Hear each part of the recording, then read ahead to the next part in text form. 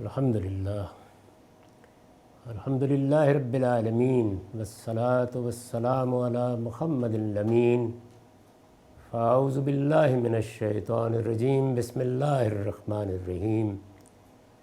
خواتین و حضرات، ہم سورہ انعام کی آیت 126 سے درس کی ابتدا کر رہے ہیں۔ اس سے پیچھے یہ مضمون تھا کہ اللہ تعالیٰ کا ایک قانون ہے جس کے مطابق لوگ ہدایت پاتے اور اسی کے مطابق گمراہی اور ضلالت اختیار کرتے ہیں۔ اس قانون کے بارے میں نے وضاحت کی تھی کہ جگہ جگہ قرآن مجید نے صراحت کے ساتھ بتایا ہے کہ اللہ تعالیٰ ہدایت پانے کی توفیق انہی کو دیتا ہے جو ہدایت کے سچے طالب ہوتے ہیں، اور جو ہدایت سے گریز اور فرار کے راستے تلاش کریں، اسی میں زندگی بسر کر دیں، وہ لازماً گمراہ کر دیے جاتے ہیں۔ اس قانون کو قرآن مجید ایک قانون کی حیثیت سے، ایک سنت اللہ کی حیثیت سے بیان بھی کرتا ہے اور اس کا اطلاق کر کے بھی دکھاتا ہے۔ یہاں بھی اسی کا حوالہ دیا۔ اس کے بعد یہ بات کہی تھی کہ اللہ تعالیٰ یہ جو شرک کی ناپاکی ہے یا اخلاقی فساد کی ناپاکی ہے، یہ ایسے ہی کسی شخص پر مسلط نہیں کر دیتا، بلکہ کذالک، وہ اس طرح اس قانون کے مطابق کسی پر اس ناپاکی کو مسلط کرتا ہے۔ دوسری جگہ علم و فکر کی، عقیدے کی اس ناپاکی کے بارے میں یہ وضاحت بھی کی ہے کہ یہ انہی پر مسلط ہوتی ہے جو لا یعقلون، اللہ نے جو بہت بڑی نعمت دی ہے عقل، اس کو استعمال نہیں کرتے۔ عقل کو استعمال آدمی کب نہیں کرتا؟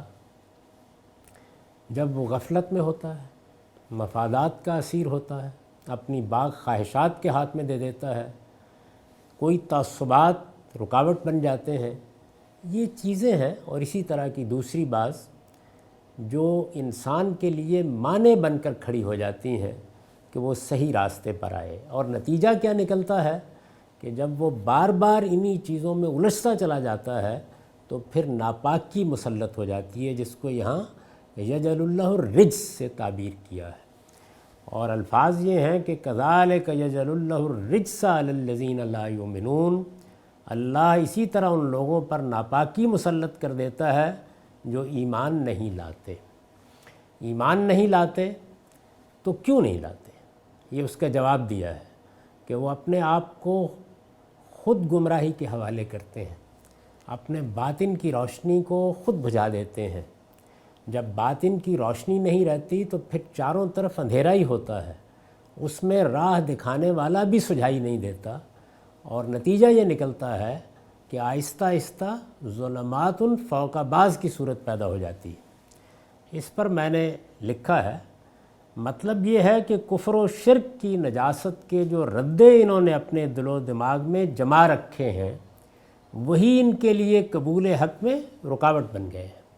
یعنی ایک عقیدہ قائم کیا، عقیدے کی بنیاد اوہام پر تھی، انہی اوہام کے ساتھ محبت میں مبتلا ہو گئے، یہاں تک کہ اب کوئی راستہ ہی باقی نہیں رہا کہ صحیح بات دل و دماغ میں داخل کی جا سکے۔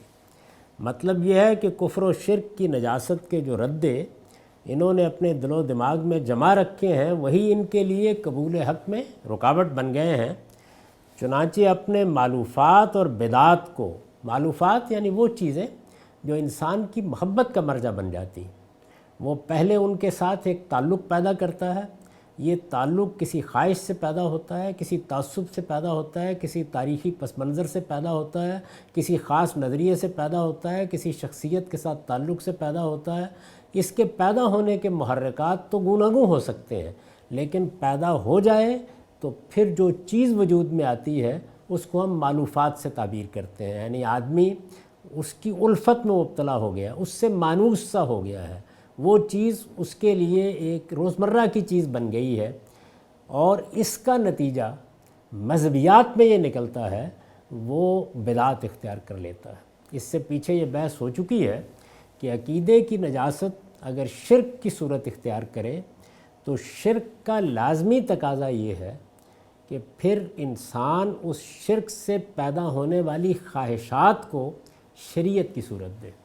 یہ شریعت خود بنائی جاتی ہے، اس کی بنیاد احوا خواہشات ہوتی ہیں، اسی وجہ سے احوا کا ترجمہ ہم نے بدعت کیا تھا۔ چنانچہ اپنے مألوفات اور بدعات کو چھوڑنا اور اسلام کی سیدھی صاف راہ کو اختیار کرنا، یہ سیدھی اور صاف راہ، یعنی اس میں کوئی اینچ پینچ نہیں ہے، یہ ایک خدا کی بات کرتی ہے، اس میں درمیان کے کوئی واسطے نہیں ہیں، اس میں اوہام و ظنون کی کوئی میتھالوجی نہیں ہے جو ساتھ کام کر رہی ہو، یہ ایک سیدھا عقلی مقدمہ ہے۔ یہ کائنات ہے، میرا وجود ہے، انفس و آفاق ہیں، یہ اس بات کی گواہی دے رہے ہیں کہ اس کا ایک خالق ہونا چاہیے، خالق کی یہ اور یہ صفات ہے، لہٰذا میں اس کو مانتا ہوں، اور یہ اسی کا حق ہے کہ وہ مجھے یہ بتائے کہ اس کی خوشنودی حاصل کرنے کے لیے مجھے کیا کرنا ہے۔ تو یہاں شریعت اس بنیادی مقدمے سے وجود میں آتی ہے، اور شرک میں احوا اور خواہشات سے۔ اور اسلام کی سیدھی صاف راہ کو اختیار کرنا انہیں ایک کٹھن چڑھائی معلوم ہوتا ہے، یعنی اب جب یہ کہا جاتا ہے کہ چھوڑیے ان سب چیزوں کو اور اس سیدھی صاف راہ پر آ جائیے، تو انہیں معلوم ہوتا ہے کہ یہ تو گویا ہمیں کسی پہاڑ پر چڑھنے کے لیے کہا جا رہا ہے۔ یہ کیسے ہو سکتا ہے کہ ہم اپنے مألوفات کو چھوڑ دیں؟ کیسے ہو سکتا ہے اپنی تاریخ سے ہاتھ اٹھا لیں؟ کیسے ہو سکتا ہے کہ اپنے بزرگوں اور اپنے اکابر کی تقلید کرنے کی جسارت کریں؟ یہ نہیں ہو سکتا۔ تو یہ کٹھن چڑھائی معلوم ہوتی ہے۔ اس کے معنی یہ ہے کہ اللہ تعالیٰ نے انہیں توفیق ہدایت سے محروم کر دیا ہے، یعنی یہ صحیح بات کا چڑھائی لگنا، کٹھن چڑھائی لگنا، یہ توفیق ہدایت سے محرومی کی علامت ہے۔ یعنی انسان کو اگر اپنے باطن کا وہ مشاہدہ کرے تو ہر صحیح بات، سچی بات اپنی طرف کھینچتی ہوئی محسوس ہو، جب وہ اس کے سامنے آئے تو ایک بشاشت اس کے پورے وجود میں سرایت کر جائے، انبساط کی ایک کیفیت پیدا ہو جائے، تو پھر یہ سمجھ لینا چاہیے کہ حق ابھی پوری قوت کے ساتھ اس کے ہاں موجود ہے۔ یعنی وہ اللہ کا دیا ہوا حق ہے، وہ فطرت کا دیا ہوا حق ہے، وہ جو کچھ انسان کو پیدائشی طور پر خدا نے بنایا ہے اس کی بنیاد پر ملنے والا حق ہے۔ پھر اس کے بعد انبیاء علیہم السلام جو حق لے کے آتے ہیں وہ ظاہر ہے کہ اسی کی تفصیلات پر مبنی ہوتا ہے، تو وہ لپکتا ہے اس کی جانب۔ اس کا قانون یہی ہے کہ اسلام کے لیے وہ انہی کا سینہ کھولتا ہے جو اس طرح کی غلاظتوں سے اسے پاک رکھتے۔ کس طرح کی غلاظتیں؟ یعنی وہ بدعات، وہ خواہشات، وہ تعصبات، وہ مفادات، اس طرح کی یہ اخلاقی غلاظتیں ہیں، ان سے اسے پاک رکھتے اور حق کے سچے طالب بن کر زندگی بسر کرتے ہیں۔ یعنی دونوں چیزیں ضروری ہیں، حق کی سچی طلب، اس کو پانے کے لیے جد و جہد کرنے کا جذبہ، اس سے سچی محبت، اور وہی شرف بن جائے انسان کے لیے۔ ایک یہ رویہ ہے، اور دوسرے یہ کہ وہ فکر کی، عقیدے کی ادنا غلاظت اور غلطی کو بھی اپنے لیے باعث شرم سمجھے۔ تو یہ دونوں چیزیں اگر باطن میں موجود ہوں تو اس کا یہ مطلب نہیں ہے کہ اس کے بعد وہ غلطی میں نہیں پڑے گا، یا کوئی غلاظت کہیں اس کے کپڑوں پر آ نہیں جائے گی، آئے گی لیکن رہے گی نہیں، وہ راستہ دیکھتا چلا جائے گا۔ اس کے برخلاف جو تعصبات کے اسیر ہو کر رہ جاتے ہیں ان کا سینہ وہ یعنی اللہ تعالیٰ اپنی ہدایت کے لیے تنگ کر دیتا ہے۔ ہدایت و ضلالت کے باب میں، ضلالت گمراہی کے معنی میں، ہدایت و ضلالت کے باب میں یہ اس کی سنت ہے۔ سنت یعنی اللہ کا قانون۔ میں اس سے پہلے بھی کئی مرتبہ توجہ دلا چکا ہوں کہ قرآن مجید میں سنت اللہ کا لفظ اللہ تعالیٰ کے ان قوانین اور ان ضابطوں کے لیے استعمال ہوتا ہے جن کے تحت وہ انسانوں کے ساتھ معاملہ کرتا ہے۔ یعنی اس نے کیا قاعدے طے کر رکھے ہیں، اس کو ہم سنن الہیہ سے تعبیر کرتے ہیں۔ اس کی سنت ہے اور وہ اپنی سنت میں کبھی تبدیلی نہیں کرتا۔ یعنی یہ چونکہ انسانوں کے ساتھ اس کے وعدے ہیں یا اس کی اسکیم کے لازمی تقاضے ہیں، اس وجہ سے ان میں تبدیلی نہیں ہوتی۔ میں یہ بھی اشارہ کر چکا کہ ان آیات کو جن میں یہ بیان کیا گیا ہے کہ اللہ تعالیٰ اپنی سنت میں تبدیلی نہیں کرتے، اللہ تعالیٰ کے اس کی سنت میں کوئی تغیر نہیں ہوتا۔ بعض لوگوں نے غلطی سے قوانین فطرت کے معنی میں لے لیا۔ قوانین فطرت بالکل اور چیز ہے اور یہ بالکل اور چیز ہے۔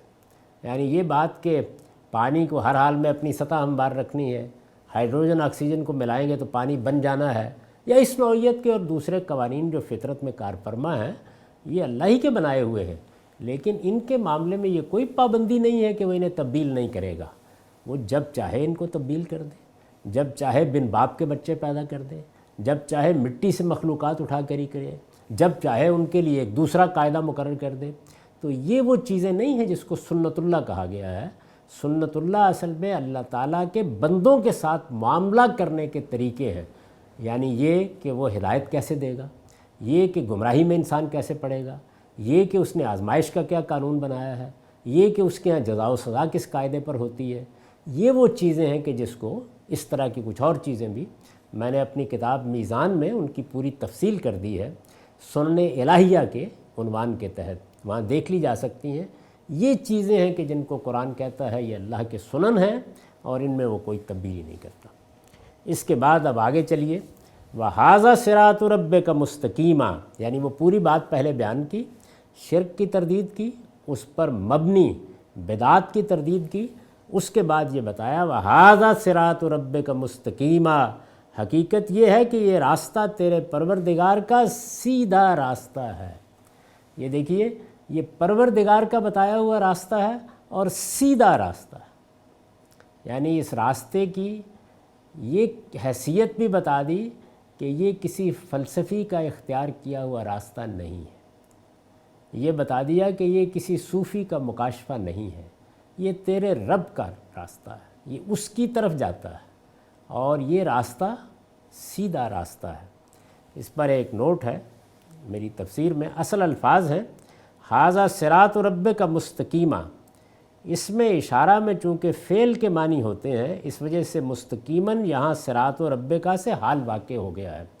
یہ عربی زبان کے طالب علموں کے لیے ایک اشارہ ہے، لیکن یہاں اس کی ایک معنویت ہے جس کو سمجھنا چاہیے، اور وہ یہ کہ گویا جب یہ بتایا کہ یہ راستہ تیرے پروردگار کا راستہ ہے، تو اس کے ساتھ یہ بتا دیا کہ اس راستے کی جو بنیادی خصوصیت ہے، جو اس کی ہر وقت کی حالت ہے، وہ کیا ہے کہ یہ سیدھا راستہ ہے، اور پھر اس کی وضاحت آگے فرمائی۔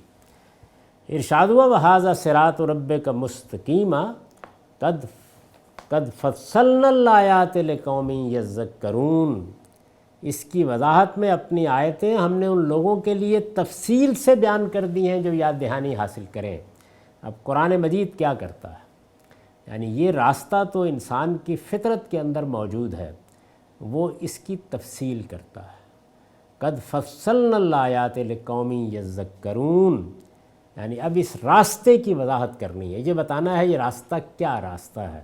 ظاہر ہے اس میں توحید کے مباحث ہوں گے، اس میں شرک کی تردید ہوگی، اس میں اس کائنات کا ابتدا کیسے ہوئی اس کا بیان ہوگا، اس کا منتہا کیا ہے اس کو بتایا جائے گا، اللہ تعالیٰ کی اسکیم کیا ہے جس کے تحت ہم کو زندگی بسر کرنی ہے، اس کے تحت زندگی بسر کرنی ہے تو ہم سے کیا مطالبہ ہے، اگر وہ مطالبہ تزکیے کا ہے تو کن کن پہلوؤں سے اپنے آپ کو پاکیزہ بنانا ہے۔ تو یہ ہے اللہ تعالیٰ کا سیدھا راستہ، اس کی وضاحت پھر قرآن مجید کرتا ہے۔ اس کی وضاحت میں اپنی آیتیں ہم نے ان لوگوں کے لیے تفصیل سے بیان کر دی ہیں، کن لوگوں کے لیے؟ لِقَوْمٍ یَذَّکَّرُونَ، جو یاد دہانی حاصل کریں۔ یعنی اگر آدمی کسی چیز سے کوئی تنبیہ حاصل نہیں کرنا چاہتا، اس کے سامنے کوئی مسئلہ ہی نہیں ہے، وہ کسی اضطراب میں مبتلا ہی نہیں ہے، وہ جاننے کی خواہش ہی نہیں رکھتا، تو پھر آپ اس کو کوئی بات بھی نہیں بتا سکتے۔ پھر یاد کر لیجئے جو اسی سورہ میں قرآن مجید نے 3 مدارج بیان کیے تھے، کہ پہلی چیز یہ ہے کہ آدمی جاننا چاہے، دوسری چیز یہ ہے کہ سمجھنا چاہے، اور تیسری چیز یہ ہے کہ ماننا چاہے۔ اگر یہ تینوں چیزیں موجود نہیں ہیں تو پھر بہت مشکل ہے کہ کسی شخص کو ہدایت کے راستے پر لایا جائے۔ اگر اس نے اپنے اندر ماننے کی راہ میں رکاوٹیں پیدا کر لی ہیں، یعنی طے کر کے بیٹھا ہوا ہے کہ جو میں پہلے سے جانتا ہوں، جو پہلے سے مانتا ہوں، جو میرے اکابر کا راستہ ہے، جو میں نے سنا ہے، جو مجھے ملا ہے، وہی صحیح ہے، اس کے سوا کوئی راستہ صحیح نہیں ہو سکتا، تو اب ظاہر ہے کہ ماننے میں رکاوٹ پیدا کر لی، تو پھر آپ کیسے اس کو کوئی بات منوائیں گے؟ تو ارشاد ہوا کہ لہم دار السلام عند ربہم وہو ولیہم بما کانوا یعملون، ان کے اعمال کے صلے میں ان کے پروردگار کے ہاں ان کے لیے سلامتی کا گھر ہے اور وہ ان کا کارساز ہے۔ یعنی اللہ تعالیٰ نے اب صلہ بھی بیان کر دیا کہ یہ راستہ اختیار کیا ہے، توحید کا راستہ، اللہ کا بتایا ہوا راستہ، یہ صراط مستقیم، اس کو اختیار کیا ہے، تو پھر اس کا صلہ یہ ہے کہ وہ سلامتی کا گھر اب ملے گا۔ سلامتی کا گھر یعنی جس میں نہ کوئی ماضی کا پچھتاوا نہ مستقبل کا اندیشہ۔ قرآن مجید کہیں اس کی تفصیل کرتا ہے لا خوف علیہم ولا ہم یحزنون کہہ کے، کہیں دار السلام کہہ کے محض یہ بتا دیتا ہے کہ اس میں سلامتی سلامتی ہے، سلامتی کا گھر ہے اور وہ ان کا کارساز ہے۔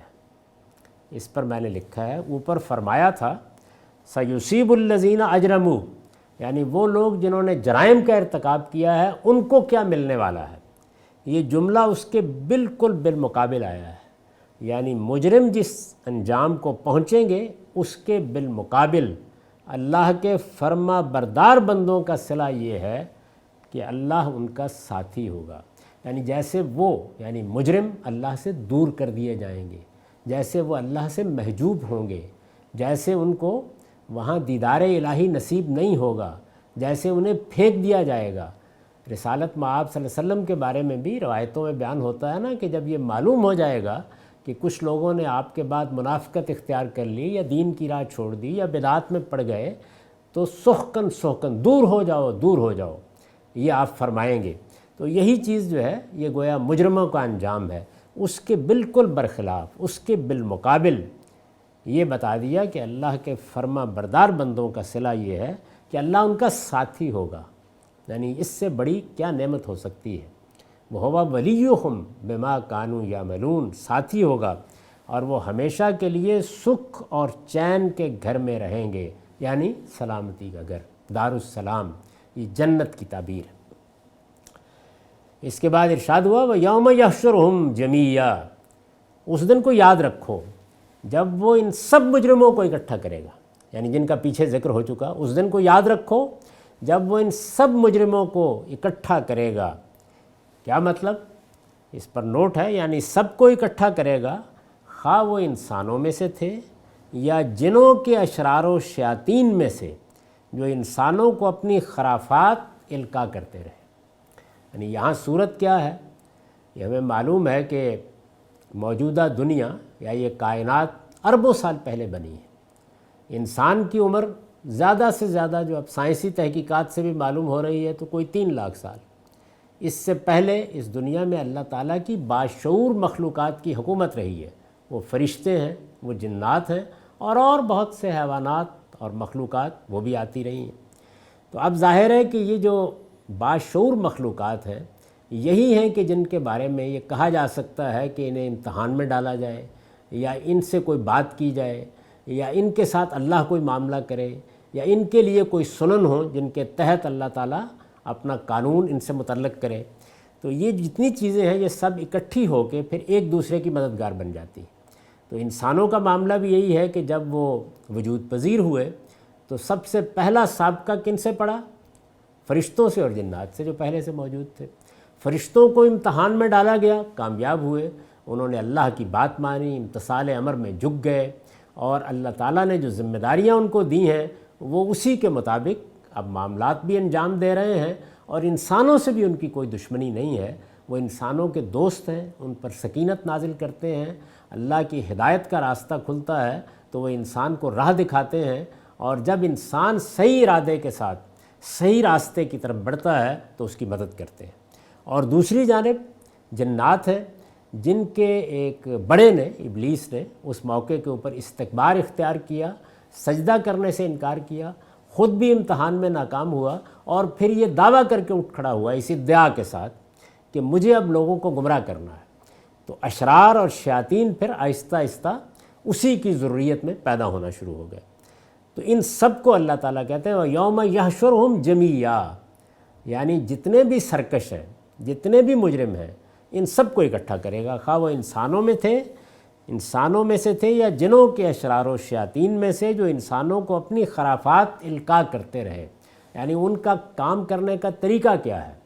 آ کے بات تو نہیں کرتے، ہاتھ تو نہیں پکڑتے، جبرن تو کہیں نہیں لے جاتے، وہ اپنی خرافات القاء کرتے ہیں۔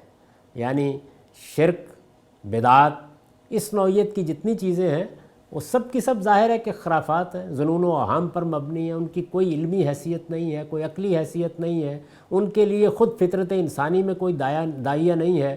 اگر کہیں ان کا سراغ بھی لگایا جائے تو خوف کی منفی جبلت میں ملے گا، اس کے سوا اس کے لیے کوئی مثبت منبع نہیں ہے جو انسان کے اندر تلاش کیا جا سکے، جو انسانوں کو اپنی خرافات القاء کرتے ہیں، جیسا کہ اوپر آیت 112 میں بیان ہوا ہے۔ یہ پیچھے آیت 112 میں واضح کر دیا گیا۔ تو ارشاد ہوا یوم یحشرہم جمیعا، اس دن کو یاد رکھو جب وہ ان سب مجرموں کو اکٹھا کرے گا اور پھر فرمائے گا یا معاشر الجن قد استکثرتم من الانس، اے جنوں کو گروہ، تم نے تو انسانوں میں سے بہتوں کو اپنا لیا۔ یعنی ہونا تو یہ چاہیے تھا کہ انسان اس پہلی دشمنی کو یاد رکھتے اور تمہارے ساتھ دوستی کیا بھاگ کھڑے ہوتے جب تم قریب آتے، لیکن تمہارا بھی کمال ہے اور انسان کی بھی بلادت کی انتہا ہے کہ اس سب کچھ کے باوجود کہ یہ تاریخ انبیاء نے اس کو سنا دی، اس کے باوجود کہ یہ اصل میں ان انسانوں کے ابوالآباء کی تاریخ ہے اور وہ یہ اپنے ساتھ لے کر دنیا میں آیا ہے، یہ سب سے بڑی حقیقت تھی جو ابوالآباء آدم کو پیش آئی اور پھر انسانوں کو منتقل ہوئی، لیکن وہ اس کو بلا دیتا ہے اور اس کا نتیجہ کیا نکلتا ہے کہ جن سے دشمنی کرنا تھی ان سے دوستی کر بیٹھتا ہے۔ بہتوں کو اپنا لیا، یہ جو بہتوں کو اپنا لیا کی تعبیر اختیار کی ہے، اس پر میں نے لکھا ہے یہ ابلیس کے اس قول کی طرف نہایت لطیف تلمیح ہے، یعنی ایک تاریخی واقعے کی طرف اشارہ ہے، اس کو ادب کی زبان میں تلمیح کہا جاتا ہے۔ یہ ابلیس کے اس قول کی طرف نہایت لطیف تلمیح ہے جس کا ذکر قرآن کے دوسرے مقامات میں ہوا ہے کہ آدم کی ذریت میں سے بہت تھوڑے میری طاقت سے محفوظ رہیں گے۔ یہ دوسری جگہ بیان ہوا ہے کہ جس وقت اس نے سجدہ کرنے سے انکار کر دیا تو اس کے بعد وہ کھڑا ہو گیا، یعنی تنبیہ اور توجہ اس کو ندامت کی طرف نہیں لے گئی، اس نے آدم کی طرح توبہ نہیں کی، اس نے اپنے پروردگار کی طرف رجوع نہیں کیا، بلکہ وہ اکڑ بیٹھا، ابا واستکبر۔ تو پھر اس نے اعلان کیا کہ میں ان کو گمراہ کروں گا، اور یہ جو آپ نے ایک مخلوق بنائی ہے اور آپ کا خیال یہ ہے کہ آپ کی ایک بڑی اسکیم ہے جس کو یہ پورا کرے گی، تو میں بہت تھوڑے ہی لوگ ہوں گے کہ جن کو گمراہ کرنے سے میں کامیاب نہیں ہوں گا، باقی سب کے سب میری طاقت میں آ جائیں گے، اور پروردگار تو ان میں سے اکثر کو اپنا شکر گزار نہ پائے گا۔ استاذ امام لکھتے ہیں یعنی اللہ تعالیٰ ابلیس کے اس کی وضاحت میں، ابلیس کی اس قول کی وضاحت میں، یعنی اللہ تعالیٰ ابلیس کے ان فرزندان معنوی کو خطاب کر کے فرمائے گا کہ تم نے تو اپنے پیشوا ابلیس کا مشن بڑی کامیابی سے پورا کیا۔ جب سب جمع ہوں گے قیامت میں، انسان بھی، اور ظاہر ہے کہ اس وقت نتیجہ سامنے آ چکا ہوگا، وہ بھی جو کامیاب ہوئے، السابقون کے مرتبے پر پہنچے یا اصحاب الیمین کے مرتبے پر پہنچے، وہ بھی موجود ہوں گے صف در صف، اور وہ بھی کہ جنہوں نے مجرمانہ طریقے اختیار کیے، شرک میں مبتلا ہوئے، بدعات کو اپنا دین بنایا، اللہ کے مقابلے میں استکبار اختیار کیا، سرکشی میں مبتلا ہو گئے، سب وہاں موجود ہوں گے۔ اس وقت فرمایا جائے گا پیشوا ابلیس کا مشن بڑی کامیابی سے پورا کیا کہ ذریت آدم میں سے بہتوں کو اپنے فطراک ضلالت کا نخچیر بنا لیا، یعنی ان کو شکار کر لیا۔ فطراک وہ تسمہ ہوتا ہے جس میں شکار کو باندھتے ہیں، تو اپنے فطراک ضلالت کا نخچیر بنا لیا، یعنی گویا ان کو شکار کر لیا، اور بڑی سعادت مند نکلی یہ اولاد آدم کے سادہ لوہی کے ساتھ تمہارے دام فریب میں پھنس گئی۔ یعنی ان کی سادہ لوہی دیکھو اور تمہاری چالاکی اور قیادی دیکھو، تم کامیاب ہو گئے اس میں۔ تو ارشاد ہوا کہ تم نے انسانوں میں سے بہتوں کو اپنا لیا، قد استکثرتم من الانس وقال اولیاؤہم من الانس ربنا استمتع بعضنا ببعض وَبَلَغْنَا أَجَلَنَا الَّذِي أَجَّلْتَ لَنَا، اور انسانوں میں سے ان کے ساتھی فوراً کہیں گے، یعنی جب یہ مکالمہ ہوگا تو وہ کہیں گے پروردگار ہم میں سے ہر ایک نے دوسرے سے خوب حظ اٹھایا، ایک دوسرے سے خوب حظ اٹھایا، یعنی استمتع بعضنا ببعض، انہوں نے ہم سے، ہم نے ان سے، ظاہر ہے دونوں ایک دوسرے سے متاثر ہوئے۔ یہی تعبیر سورہ جن میں اختیار کی گئی ہے۔ ہم جو کچھ کر رہے ہیں اور ہماری جو ایجادات ہیں اور ہم جو فلسفے پیدا کرتے ہیں اور جو استدلال پیدا کرتے ہیں وہ ان کے لیے اس کا باعث بنتا ہے، وہ بھی ہماری طرف سے پیدا ہونے والی گمراہیوں کے اسیر ہوتے ہیں اور ہم بھی ان کے القاء کے نتیجے میں شیطان کے راستے پر جاتے ہیں۔ ایک دوسرے سے خوب حظ اٹھایا اور آج اپنی اس مدت کو پہنچ گئے ہیں، وَبَلَغْنَا أَجَلَنَا الَّذِي أَجَّلْتَ لَنَا، جو تو نے ہمارے لیے مقرر کر دی تھی۔ خوب حظ اٹھایا، اس کی میں نے تفصیل کی ہے، یعنی انہوں نے ہماری عبادت، نیازمندی اور نظروں اور قربانیوں کے مزے لیے، اور ہمارے ساحروں، کاہنوں اور سیانوں نے اپنے پیش نظر مقاصد کے لیے ان کو طرح طرح سے استعمال کیا۔ چنانچہ جن و انس دونوں ایک دوسرے سے حظ اٹھاتے رہے، ایک دوسرے سے فائدہ حاصل کرتے رہے اور اس طرح مگن رہے کہ جس راستے پر وہ چل رہے ہیں یہی ان کے لیے صحیح راستہ ہے، اور یوں وہ بھی صراط مستقیم کھو بیٹھے، یہ بھی صراط مستقیم کھو بیٹھے۔ حظ اٹھایا اور آج اپنی اس مدت کو پہنچ گئے جو تو نے ہمارے لیے مقرر کر دی تھی، الذی اجلت لنا۔ اس پر اس تفسیر کا نوٹ ہے، آگے کا جملہ بتا رہا ہے کہ شیاطین انس کی یہ بات بیچ ہی میں کاٹ دی جائے گی، یعنی یہاں آگے کا جملہ اگر آپ پڑھیں تو بتا دے گا آپ کو کہ یہ جملہ پورا نہیں ہوا، بات کاٹ دی گئی ہے۔ یعنی جب یہ کہا کہ وَبَلَغْنَا أَجَلَنَا الَّذِي أَجَّلْتَ لَنَا قَالَ النَّارُ مَثْوَاكُمْ، تو گویا بات آگے نہیں بڑھی، جملہ ناتمام رہ گیا۔ آگے کا جملہ بتا رہا ہے کہ شیاطین انس کی یہ بات بیچ ہی میں کاٹ دی جائے گی۔ استاذ امام امین احسن اصلاحی نے وضاحت فرمائی ہے، وہ لکھتے ہیں یہاں بلاغت کلام کا ایک نقطہ قابل لحاظ ہے۔ شیاطین انس یعنی انسانوں میں سے جو شیطنت کی راہ اختیار کر کے شیاطین انس بن گئے، شیاطین انس یہ بات بطور اعتراف جرم اور بقصد اظہار ندامت کہیں گے۔ کیوں کہیں گے یہ بات؟ دو باتیں، بہرحال وہاں اعتراف جرمی کی جگہ ہے، اعتراف کرنا پڑے گا، کوئی راستہ نہیں ہے، وہاں بات نہیں بنائی جا سکتی، آخر کہنا پڑے گا کہ ہم نے یہ راستہ اختیار کیا۔ تو جب یہ بات ہو رہی ہوگی اور اللہ تعالیٰ یہ کہے گا کہ اے جنوں یا معاشر الجن، تم نے تو بہت اپنا لیے انسانوں میں سے، تو انسان اس کے جواب میں یہ کہیں گے تو ایک پہلو کیا ہے، یہ اعتراف جرم ہوگا ان کی جانب سے، اور دوسرا یہ ہے کہ اس سے مقصود یہ بھی ہوگا کہ اعتراف کر کے گویا اظہار ندامت کر دیا کہ ہاں ہو گئی غلطی۔ انسان جب اعتراف کرتا ہے تو یہ اعتراف اپنے اندر ایک ندامت لیے ہوئے تو بقصد اظہار ندامت کہیں گے، اور یہ تمہید باندھ کر وہ اللہ تعالیٰ سے معافی کی درخواست کرنا چاہیں گے۔ اب یہ دیکھیے یہ کلام کو کیسے پہچانا گیا ہے، یعنی بات یہاں پہنچی ہے، ابھی اتنا ہی جملہ کہا ہے، کیونکہ جملہ اپنے اندر ناتمامی رکھتا ہے تو اس سے خود بخود معلوم ہوا کہ بات آگے سے کاٹ دی گئی، اللہ تعالیٰ نے بات پوری نہیں ہونے دی۔ کیوں نہیں پوری ہونے دی؟ اس لیے کہ یہ تمہید باندھ کر وہ اللہ تعالیٰ سے معافی کی درخواست کرنا چاہیں گے، لیکن اسلوب کلام صاف شہادت دے رہا ہے کہ اللہ تعالیٰ ان کی بات تمہید پوری ہونے سے پہلے ہی کاٹ دے گا اور ان کو معذرت اور درخواست معافی کا موقع دیے بغیر ہی اپنا فیصلہ سنا دے گا۔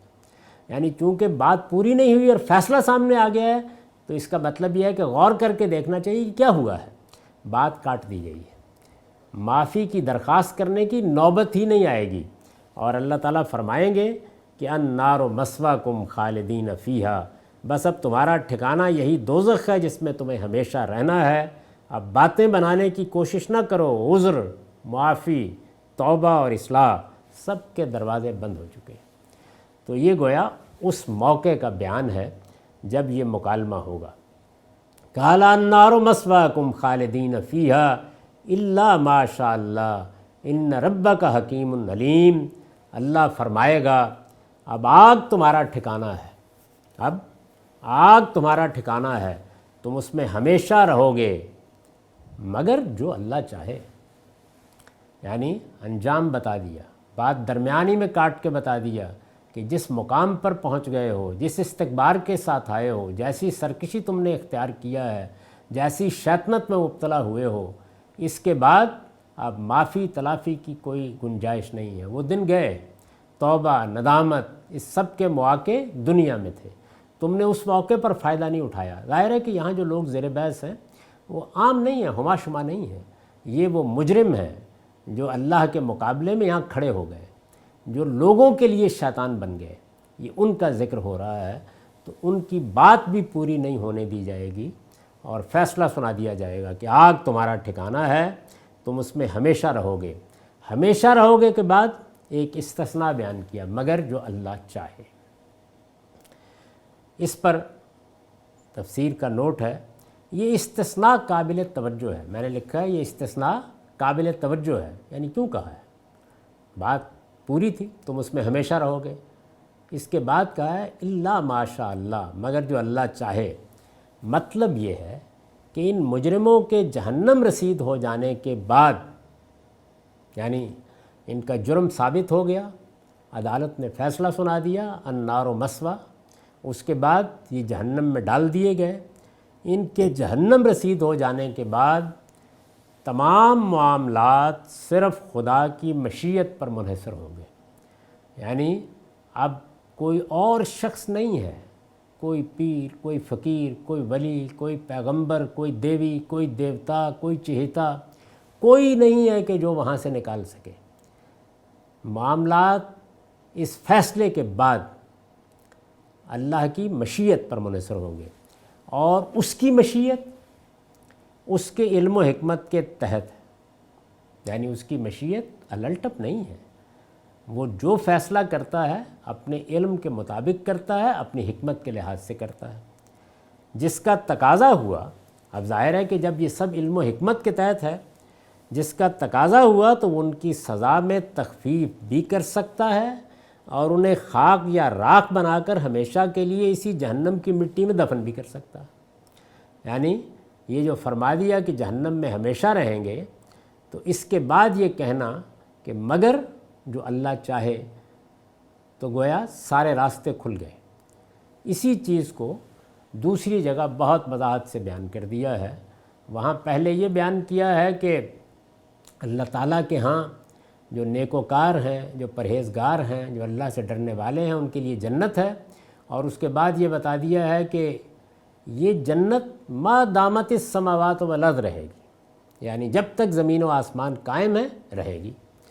وہاں بھی یہی ہے الا ما شاء ربک، مگر جو تمہارا پروردگار چاہے۔ تو اب ظاہر ہے کہ اس کے بعد اہل جنت کے لیے بھی یہ سوال پیدا ہو گیا کہ کیا یہ ہو سکتا ہے کہ پھر جنت ختم کر دی جائے؟ تو اس کو فوری طور پر، یعنی ظاہر ہے کہ جنت بھی خدا کی مشیت پر کھڑی ہے، کسی کا استحقاق تو نہیں بن گئی، یہ بتانے کے بعد کہ مگر جو تمہارا پروردگار چاہے، فوراً کا عطان غیر مجزوز نہیں، یہ تمہاری پروردگار کی وہ عطا ہے، وہ نعمت ہے جس کے بارے میں وعدہ یہ ہے کہ کبھی ختم نہیں ہوگی۔ عطان غیر مجزوز، یہ وہی چیز ہے جس کو اجر غیر ممنون کہا ہے، کبھی منقطع نہیں ہوگی، یعنی اس کی ہمیشگی کے بارے میں اس سے تردد نہ ہو۔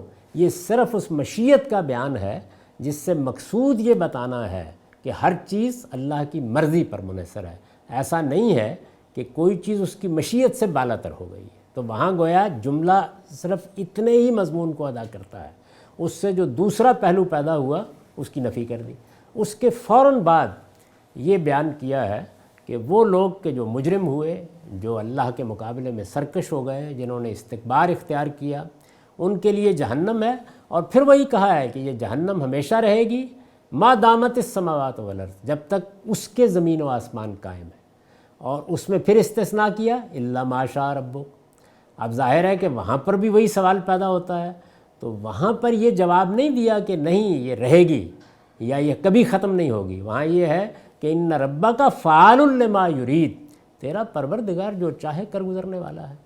تو میں نے اس میں پھر تفصیل کے ساتھ یہ لکھا ہے، وہ آگے سورہ آ جائے گی، اور یہ بتایا ہے کہ اس جملے نے واضح کر دیا ہے کہ اللہ تعالیٰ کی مشیت اس معاملے میں ختم کر دینے کی طرف بھی جا سکتی ہے، کیونکہ وہ جو چاہے کر گزرنے والا ہے۔ اور پھر اس کی وجہ بیان کی ہے کہ جنت خدا کا وعدہ ہے اور جہنم بعید ہے۔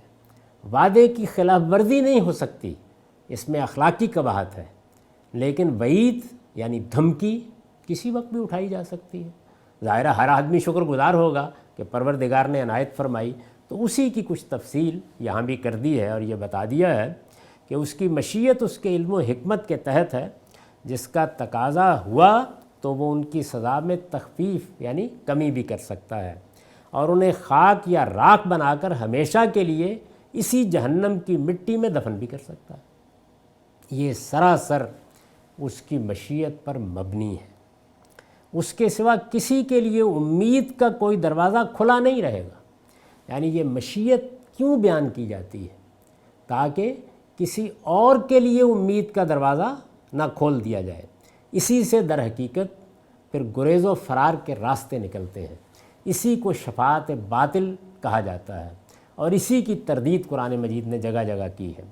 استاذ امام کے الفاظ میں کسی کی صحیح، کسی کی سفارش، کسی کا زور، کسی کی فریاد کچھ کارگر نہ ہوگی۔ اختیار اور ارادے کی ساری حدیں ختم ہو جائیں گی، توبہ اور اصلاح اور حسرت و ندامت کی مہلتیں گزر جائیں گی۔ واحد چیز جو کار فرما ہوگی وہ خدا کی مشیت ہے، اور اپنی مشیت کے بھیدوں کو وہی جانتا ہے۔ وہ فعال لما یرید اور حکیم و علیم ہے۔ یعنی یہ دیکھیے دونوں چیزیں ساتھ ساتھ، جو چاہے کر گزرنے والا ہے، لیکن وہ کر گزرتا ہے تو کیا الٹپ نہیں، اپنے علم اور اپنی حکمت کے مطابق۔ اس کے علم و حکمت کا تقاضا یہ ہوگا کہ تخفیف کر دی جائے تو کر دے گا، اور اس کے علم و حکمت کا تقاضا یہ ہوگا کہ وہ ویسے ہی ان کو ختم کر دے تو کر دے گا۔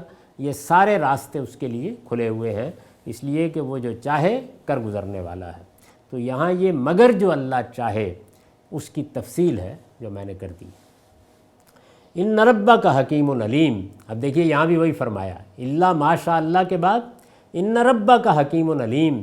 حقیقت یہ ہے کہ تمہارا پروردگار حکیم و علیم ہے۔ تو یہ حکیم و علیم ہونے کا جو پہلو ہے اس کی وضاحت کر دی ہے، جس میں یہ بتا دیا گیا ہے کہ وہ کیا کر سکتا ہے، کیوں کرے گا، اور اس کی نوعیت کیا ہوگی۔ وَكَذَلِكَ نُوَلِّي بَعْضَ الظَّالِمِينَ بَعْضًا بِمَا كَانُوا يَكْسِبُونَ، ہم ظالموں کو ان کے کرتوتوں کے باعث اسی طرح ایک دوسرے پر مسلط کر دیتے ہیں۔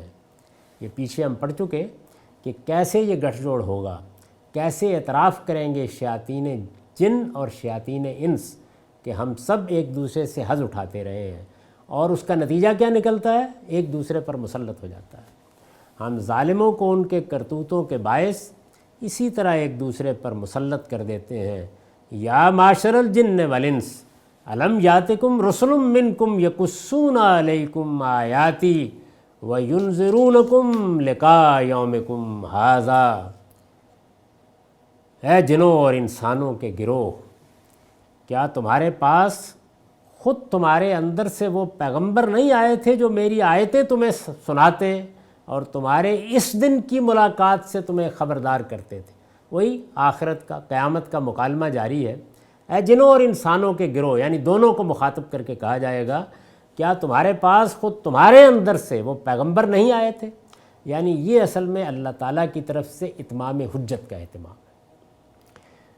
میں اس سے پہلے بھی عرض کر چکا کہ اللہ تعالیٰ نے انسان کو اندھا اور بہرا نہیں پیدا کیا، اس کو جس طرح وہ حواس دیے ہیں جن سے وہ خارج کی دنیا سے متعلق ہوتا ہے، آنکھیں دی ہیں خارج کی دنیا کو دیکھتا ہے، کان دیے ہیں خارج کی دنیا کی آوازیں سنتا ہے، ہاتھ دیے ہیں چھوتا ہے، سونگھتا ہے، چکھتا ہے۔ یہ جتنے حواس ہیں وہ خارج کی دنیا سے مجھے متعلق کرتے ہیں، لیکن میرے باطن میں بھی حواس ہیں جو میری اس دنیا کو میرے لیے نمایاں کر دیتے ہیں۔ وہ بھی ایک دنیا ہے جو میرے اندر پائی جاتی ہے۔ تو یہ جو میرے اندر دنیا پائی جاتی ہے اس سے میں اپنے اخلاقی وجود کو سمجھتا ہوں، اسے اپنے جمالیاتی احساس کا ادراک حاصل کرتا ہوں، اس میں مجھے عقل کار فرما نظر آتی ہے، یعنی وہ خارج میں نہیں پائی جاتی، میرے اندر ایک اضطراری علم موجود ہے، اس اضطراری علم کا شعور بخشتی ہے اور پھر وہ خارج سے متعلق ہوتا ہے۔ یہ سب کچھ جو میرے اندر موجود ہے، جو مجھے دیا گیا ہے، یہ بہت کافی ہے اس کے لیے کہ اللہ تعالیٰ اس کی بنیاد پر مواخذہ کریں۔ چنانچہ سورہ اعراف آگے آ رہی ہے، اس میں یہ بتایا جائے گا کہ اللہ تعالیٰ ایسا کریں گے، یعنی وہ لوگ کہ جن لوگوں کو کسی پیغمبر کی دعوت نہیں پہنچی، جن کے پاس یا جن کے آباء و اجداد کے پاس بھی ایسی کسی دعوت کے آثار نہیں ملتے، وہ کس بنیاد پر مواخذے میں آئیں گے؟ جواب دیے اسی بنیاد پر، یعنی جو کچھ تمہارے اندر ودیت ہے تو وہ مواخذہ کرنا چاہے تو اس پر بھی کر سکتا ہے، لیکن اس نے کیا کیا؟ اس نے پیغمبروں کے ذریعے سے اتمام حجت کا اہتمام کیا۔ اتمام حجت کا یہ اہتمام جہاں ہو گیا ہے، وہاں ظاہر بات ہے کہ سزا کی نوعیت بھی سخت ہو گئی، مواخذے کی نوعیت بھی سخت ہو گئی، اور جہاں نہیں ہوا وہاں ظاہر ہے کہ نرمی اور ملاطفت کے امکانات رہ جاتے ہیں۔ تو یہ اتمام حجت ہے جس کے لیے اللہ کے پیغمبر آتے ہیں، ہدایت کو جو اندر موجود ہے اتمام تک پہنچا دیا جائے، گویا اتمام ہدایت کے لیے اس کی تفصیلات کر دی جائے، فطرت میں ودیت علم کو پوری طرح واضح کر دیا جائے، جہاں اس کی تعیین کی ضرورت ہے اس کی تعیین کر دی جائے۔ یہ انبیاء کرتے ہیں اور حجت پوری کر دیتے ہیں۔ یا معاشر الجن والانس الم یاتکم رسل منکم، وہ پیغمبر نہیں آئے تھے جو میری آیتیں تمہیں سناتے، یقصون علیکم آیاتی وینذرونکم لقاء یومکم ھذا، اور تمہارے اس دن کی، یہ ہمارا دن ہے، ہمارے لیے مقرر ہے، اس لیے اس کو یوم کم کہا، تمہارے اس دن کی ملاقات سے تمہیں خبردار کرتے تھے۔ یہ کام انہوں نے کیا ہے، اللہ کی آیاتیں سنائیں اور بہت واضح طریقے پر یہ بتا دیا کہ نفس انسانی میں جو علم ودیت ہے وہ جزا و سزا کا تو تقاضا کرتا ہے عقلی طور پر، لیکن کیا ہوگی؟ فی الواقع ہوگی؟ کیسے ہوگی؟ کیا دنیا میں ہوگی؟ مرنے کے بعد ہوگی؟ کوئی خاص دن مقرر ہے؟ یہ ظاہر ہے کہ انبیاء کی دی ہوئی خبر ہے، تو اس وجہ سے وہ اس سے انذار کرتے رہے۔ اس پر میں نے لکھا ہے یہ سوال قطع عذر کے لیے ہوگا، سوال ہے نا یہ، یا معاشر الجن والانس الم یاتکم، کیا نہیں آئے؟ یہ سوال قطع عذر کے لیے ہوگا۔ ضمناً یہ بات بھی اس سے معلوم ہوئی، یعنی کوئی عذر باقی نہ رہے، قطع عذر کوئی عذر باقی نہ رہے۔ ضمناً یہ بات بھی اس سے معلوم ہوئی کہ پیغمبر جس طرح انسانوں میں بھیجے گئے اسی طرح جنوں میں بھی ان کے اندر سے بھیجے گئے۔ یہ قرآن مجید نے اس آیت میں صراحت کر دی ہے کہ پیغمبر صرف جنوں میں نہیں، صرف انسانوں میں نہیں آئے، وہ جس طرح انسانوں میں آئے ہیں اسی طرح جنوں میں بھی آئے ہیں۔ الم یاتکم رسل منکم، دونوں کو مخاطب کر کے کہا ہے تمہارے اندر سے۔ ظاہر ہے کہ قرآن مجید میں جو نبوت کا قاعدہ بیان ہوا ہے وہ بھی اسی کی تائید کرتا ہے۔ اس میں بھی جگہ جگہ یہ بیان کیا گیا ہے کہ یہ کیسے ہو سکتا ہے کہ ہم کسی فرشتے کو بنا کے بھیج دیں، دوسری کوئی مخلوق آ کے تمہارے لیے کیسے باعث ہدایت ہو سکتی ہے؟ تو جگہ جگہ اسی سے استدلال کیا گیا ہے۔ معلوم ہوئی کہ پیغمبر جس طرح انسانوں میں بھیجے گئے اسی طرح جنوں میں بھی ان کے اندر سے بھیجے گئے۔ اس کے لیے اصل میں یعنی جو متن ہے قرآن کا اس میں الم یاتکم رسل منکم کے الفاظ آئے ہیں، یہ اس باب میں بالکل صریح ہیں، اور یہی بات اس قاعدے کے مطابق بھی ہے جو نبیوں کی بعثت سے متعلق قرآن کے دوسرے مقامات میں بیان ہوا ہے کہ وہ جن کی طرف بھیجے جاتے ہیں انہی کے اندر سے بھیجے جاتے ہیں۔ قرآن مجید نے یہ بتایا ہے کہ اتمام حجت کے لیے یہ ضروری ہوا، اللہ نے قاعدہ بنایا کہ جس مخلوق پر حجت تمام کرنی ہے پیغمبر ان کے اندر سے اٹھایا جائے۔ یہی وجہ ہے کہ جن قوموں کے لیے دنیا میں دنیمت برپا ہوئی، یعنی دنیا ہی میں جزا و سزا کا فیصلہ ہوا، تو یہ نہیں ہوا کہ باہر سے کسی پیغمبر نے آ کر ان پر حجت تمام کی، وہ اس قوم کے اندر سے اٹھے، تو وہاں پر بھی یہی اسلوب اختیار کیا جاتا ہے کہ تمہارے اندر سے میں نے پیغمبر اٹھائے ہیں، اس وجہ سے اب تمہارے پاس کوئی بات کہنے کی نہیں ہے۔ یہ جو بات ہے اس کے بارے میں عام طور پر لوگوں کو ایک تردد ہوتا ہے، اور وہ قرآن مجید کی بعض تصریحات کی وجہ سے ہوتا ہے۔ وہ یہ ہے کہ قرآن مجید میں جنوں کا ذکر ہے، جنوں کے رسول اللہ صلی اللہ علیہ وسلم پر ایمان لانے کا ذکر ہے، وہ سیدنا موسیٰ علیہ السلام پر اترنے والی تورات کا بھی حوالہ دیتے ہیں، تو پھر اس کا کیا محل ہے؟ تو یہ بڑی سادہ بات ہے، یعنی اللہ تعالیٰ کی ہدایت اور اس کے منابع سب یکساں قابل احترام ہے۔ جس طرح ہم محمد الرسول اللہ صلی اللہ علیہ وسلم کی امت ہیں، لیکن ہم پر لازم ہے کہ ہم تمام پیغمبروں کی ہدایت دعوت پر بالاجمال ایمان لائیں۔ ہم پہلے پیغمبروں کو بھی اسی طرح ماننے کے پابند ہیں جس طرح محمد الرسول اللہ صلی اللہ علیہ وسلم کو ماننے کے پابند ہیں۔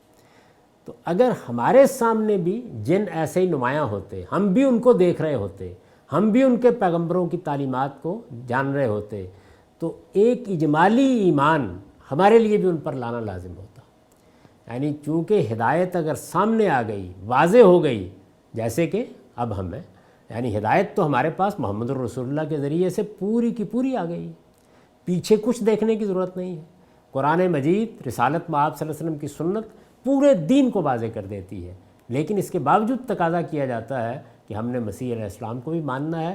یہ ہدایت کے بارے میں اس اصول کا اعتراف ہے کہ جب وہ پروردگار کی طرف سے آئی ہے تو پھر یکساں قابل احترام ہے، اس کو قبول کرنا ہوگا اور اس کے سامنے سر تسلیم خم کرنا ہوگا۔ تو یہی چیز اصل میں جن کرتے ہیں، یعنی جب ان کو یہاں کی بات معلوم ہوتی ہے، یہاں کی کوئی بات سنتے ہیں تو وہ اس کی تائید اور تصدیق کرتے ہیں، ورنہ جو ہدایت ان کے اپنے پیغمبروں کے ذریعے سے ان تک پہنچی ہے وہ اصلاً اسی کے مکلف ہیں، جس طرح ہم اصلاً محمد الرسول اللہ صلی اللہ علیہ وسلم کی پیروی کے مکلف ہیں، آپ کی شریعت کے مکلف ہیں، لیکن ایک اجمالی ایمان سب پیغمبروں پر رکھتے ہیں اور ہم سے اس کا مطالبہ کیا جاتا ہے۔ تو اس کو اس طریقے سے سمجھ لینا چاہیے، یہ اسی باب کی چیزیں ہیں، وہ گزرے ہیں، انہوں نے دیکھا ہے، انہوں نے سنا ہے تو گواہی دی ہے کہ یہ ایک سچائی ہے۔ ہم بھی کہیں دیکھتے، کہیں سنتے، ان کے کسی پیغمبر کی تقریر ہو رہی ہوتی، پاس سے گزرتے تو ضرور یہی اعتراف کرتے، اور کرتے تو ان کے ہاں بھی ایسے ہی اس کا ذکر ہوتا۔ اس میں ایک اور چیز بھی ہے، اور وہ یہ کہ یقصون علیکم آیاتی کے الفاظ استعمال ہوئے ہیں۔ اس پر اسی نوٹ میں مزید وضاحت ہے۔ آیت میں لفظ یقصون بھی قابل توجہ ہے۔ اس کے معروف معنی کیا مطلب ہے؟ اس کا سرگزشتے سنانے کے ہیں، داستان سنانے کے، لیکن یہاں یہ آیتیں سنانے کے لیے آیا ہے۔ یقصون علیکم آیاتی، یعنی اس میں اس کا جو مفعول ہے وہ میری آیتیں ہیں۔ اس کی وجہ کیا ہے؟ یعنی یہ لفظ، یہ فعل کیوں استعمال کیا گیا؟ جبکہ آیات کے لیے تو یتلون موزوں تھا، تو یقصون کا کیوں استعمال ہوا؟ استاد امام لکھتے ہیں، ہمارے نزدیک یہاں یہ لفظ اس وجہ سے استعمال ہوا ہے کہ آیات سے یہاں مراد آیات انذار ہے، یعنی یہاں گویا تمام آیات کا حوالہ نہیں دیا گیا، بلکہ وہ آیات جن سے انذار کیا جاتا ہے، خبردار کیا جاتا ہے۔ قرآن مجید میں زیادہ وہی ہے، قرآن مجید ایک پیغمبر کی سرگزشت انذار ہی ہے، تو وہ مراد ہے جن کا غالب حصہ مکذبین و منکرین کے انجام اور ان کی سرگزشتوں کے بیان پر مشتمل ہوتا ہے۔ یعنی چونکہ ان میں آیات انذار میں زیادہ تر غالب حصہ مکذبین اور منکرین کے انجام کو بیان کرتا ہے، جنہوں نے تکذیب کر دی، جھٹلا دیا، جو منکر ہو گئے، اور پھر ان کی سرگزشت سنائی دیتی ہے۔ شعیب آئے، ان کی قوم کا یہ معاملہ ہوا، لوط آئے، ان کی قوم کا یہ معاملہ ہوا علیہم السلام۔ یہاں موقع و محل اسی کا ہے، اور یہاں چونکہ ظاہر ہے کہ لقائے یومکم ھذا وہ مراد ہے، یعنی قیامت کی منادی، قیامت کا انذار، اور اس میں زیادہ تر استدلال اسی تاریخی دینونت سے کیا جاتا ہے، انہی سرگزشتوں سے کیا جاتا ہے جو قرآن میں بیان ہوئی ہیں۔ تو اس وجہ سے یہاں یقصون کا لفظ آ گیا۔ اللہ تعالیٰ ان سے جو سوال فرمائے گا اس کا مطلب یہی ہوگا کہ کیا تمہیں میرے رسولوں نے جھٹلانے والوں کے انجام اور اس دن کی آمد سے خبردار نہیں کیا تھا کہ تم نے اپنے آپ کو اس ابدی ہلاکت میں ڈالا؟ گویا سوال کا پہلو یہ ہے، اس کا خاص محل یہ ہے۔ اس سے یہ بات واضح ہوئی کہ قرآن مجید میں کس طرح ایک فعل کو تبدیل کر کے، ایک لفظ کو تبدیل کر کے ایک پورا کا پورا مدعا اس کے اندر آ جاتا ہے۔ یہاں یتلون ہوتا تو ظاہر ہے کہ محض آیات کی تلاوت کا مدعا ہوتا، لیکن ایک لفظ تبدیل کیا اور گویا آیات جو اگرچہ لفظاً مفعول بن رہی ہیں، وہ اپنے مدعا، اپنے موقع، اپنے محل اور اپنی خاص نوعیت کے لحاظ سے اس طرح کی تعمیم میں تخصیص اور تخصیص میں تعمیم کے اسالیب قرآن مجید کی بلاغت کے بہت سے پہلوؤں کو نمایاں کرتے ہیں، اور یہ طالب علموں کے سامنے رہنا چاہیے۔ تو فرمایا کہ وہ میری آیات پڑھتے اور وَيُنذِرُونَكُمْ لِقَاءَ يَوْمِكُمْ هَذَا، اور تمہیں اس دن کی ملاقات سے خبردار کرتے تھے۔ تو یہ حوالہ دیا اس بات کا کہ یہ گفتگو ہوگی۔ اب یہ گفتگو ابھی جاری ہے، اس کا ہم اگلی نشست میں مطالعہ کریں گے۔ اقول قولی ھذا واستغفر اللہ لی ولکم ولسائر المسلمین۔